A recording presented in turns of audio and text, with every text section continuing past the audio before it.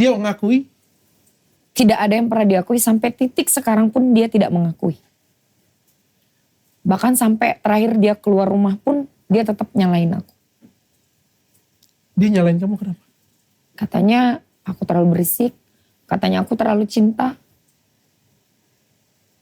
Aku terlalu cinta dok. Dia butuh space dia terlalu butuh space buat kangen sama aku. Jadi dia mau keluar dulu dari rumah. Biarkan aku keluar dari rumah 1 bulan. Habis itu baru aku kangen sama kamu, baru aku pulang lagi. Dia bilang kayak gitu? Iya, sampai aku packingin barang-barangnya.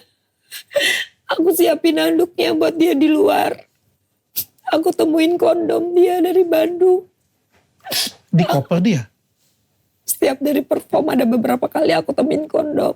Kadang ada lipstick di bajunya. Aku selalu denial itu dok. Kamu denial ini? Denial karena dia baik, dia sayang sama aku dok. Oh dia love bombing kamu. Aku di titik dia terakhir keluar, sayang jangan pergi, jangan tinggalin aku. Kamu ngomong kayak gitu? Aku gak bisa, aku makannya gimana, aku tidurnya sama siapa di rumah, aku gak bisa.